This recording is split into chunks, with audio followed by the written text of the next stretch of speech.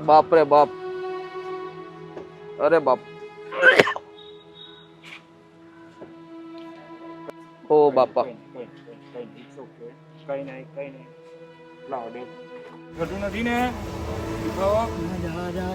क्या नाम है आपका?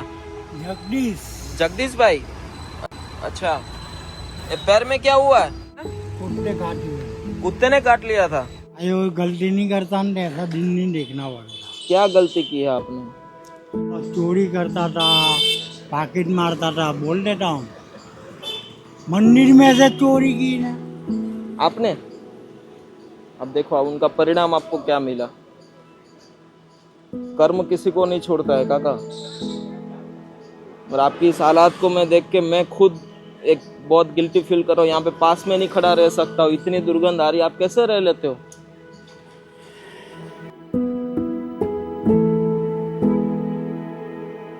दोस्तों आज से थोड़े दिन पहले हमने एक वीडियो रखा था जो आपने अभी तक नहीं देखा है। 3 जनवरी के दिन हमने एक वीडियो रखा था। एक प्रभु जी हमें मिले थे जिनके पैरों के भाग में बहुत सारा गहरा जख्म था, मगर्स भी बहुत सारे निकल रहे थे और उन्हें हमें प्रभु जी को हमने सिविल हॉस्पिटल में एडमिट करवाया था। तो आज उनका चेकअप करने के लिए हम आए कि किस तरीके की उनकी व्यवस्था है, ट्रीटमेंट सही से हो रहा है कि नहीं हो रहा है। बट चलिए कोई बात नहीं, आज इस छोटे से वीडियो के माध्यम से बस यही कहना चाहते हैं कि हर एक इंसान बदल सकता है।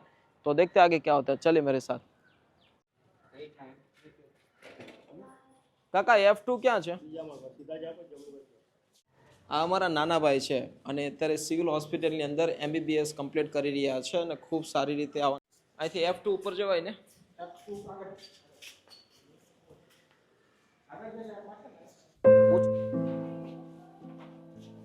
ઓ કાકા સીતારામ, ઓળખાણ પડી? આપણે મળ્યા હતા, તમે કીધું તું મળવા આવજો મને. કેમ છો? તબિયત કેમ છે હવે? સારું છે ને? હે? પગમાં કેમ છે હવે? બતાવો મને.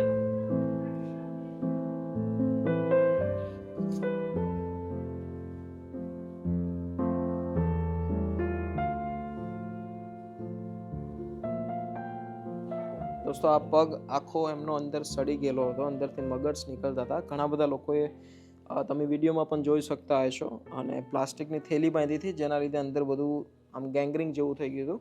અત્યારે હવે કેમ છે? ટ્રીટમેન્ટ બરાબર થાય છે? બરાબર. પહેલા કરતા તો ઊભું બી નહીં થવાતું. ઊભું બી નહીં થવાતું.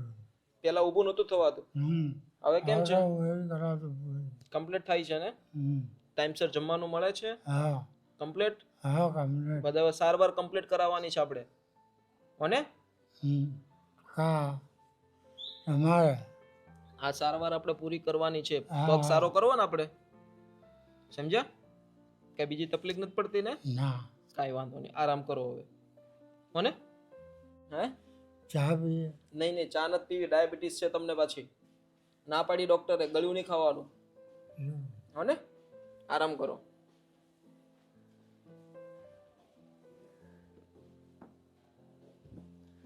દોસ્તો 3 તારીખે અમે રેસ્ક્યુ કર્યું હતું ને આજે, જો કે અને જે રીતે એમની જે હાલાતની સાથે જે અમને મળ્યા હતા બહુ જ ગંભીર રીતે, બસ કાંઈ નહીં, ચાલો પણ એક ઇન્સાનિયતના નાતે આજે સિવિલ હોસ્પિટલની એટલી સારી સુવિધા છે. આપણે હર વખત કહેતા હોઈએ છીએ કે સિવિલ હોસ્પિટલ કેવી રીતની સુવિધાઓ આપે છે, પણ અમે તો હર વખત પેશન્ટને મોકલતા હોઈએ છીએ. ત્યાં એમની સારી રીતે સારવાર થાય છે, જમવાનું મળે છે, ટાઈમસર દવા મળે છે, બધું જ હોમલેસ વોર્ડની અંદર બધી જ પ્રકારની સુવિધા હોતી હોય છે. તો તમે પણ આ પ્રયત્ન કરો. ચાલો કાંઈ વાંધો નહીં. અહીંયા મતલબ હોમલેસ લોકો માટે અલગ જ એક વોર્ડ રાખવામાં આવે. હું અહીંયા જ રેસિડેન્ટ ડૉક્ટર છું સુરત સિવિલની અંદર. હોમલેસ માટે અલગ, એના માટે અલગ વર્કર બી હોય છે, મતલબ એની સેવા કરે. એના કોઈ મતલબ રિલેટિવ ના હોતા હોય એટલે એને ફેરવવા માટે, ટોયલેટ લઈ જવા માટે, લેવા માટે અને જમવા માટે તમારી જેવા કોઈ પોપટભાઈ ફાઉન્ડેશન જેવા કોઈ NGO આવે ને અહીંયા જમવાનું એવી રીતનું પ્રોવાઈડ કરતા હોય. બાકી બધી સુવિધા અહીંયા ઉપલબ્ધ છે. મતલબ કંઈ હોમલેસ હોય અથવા કોઈ રિલેટિવ ના હોય તો બી કંઈ ઇસ્યુ નથી આવતો મોટો. એટલે કોઈ પણ રોડ ઉપર હોય એવું કંઈ હોય, મતલબ એને કંઈ ઇસ્યુ હોય મોટો, તો બસ એડમિટ કરાવી નાખો તો અહીંયા મતલબ ઇસ્યુ ના આવે, થઈ જાય ને ટ્રીટમેન્ટ બધું પરફેક્ટ થઈ જાય છે. બિલકુલ બિલકુલ. અને આવું અમારી સાથે હર વખત થયું છે. બસ કાકા એમનું લાઈવ એક્ઝામ્પલ છે કાંઈ નહીં, એમની રિકવરી પગની થઈ જશે તો એ પણ તમને બતાવીશું. જો કાકા અહીંથી કશે ભાગશે નહીં તો, કેમ કે જો ભાગી જશે તો થોડીક તકલીફમાં મુકાશું અમે. પણ જોઈએ શું થશે, ભગવાન જેવું કરે એવું ઠીક છે. ભગવાને એમને એક સારો મોકો મળ્યો છે તો એમને સુધરવાનો, ને એમના કર્મ પ્રમાણે જે એમને ચોરી કરતા હતા, મંદિરની અંદર પણ એમને ચોરી કરી છે, ભગવાન એમનું એને ફળ આપ્યું છે. પણ ઠીક છે, આજે એમને એક નવી સુવિધા મળશે એ બહુ મોટી વાત છે. જોઈએ શું થશે આગળ.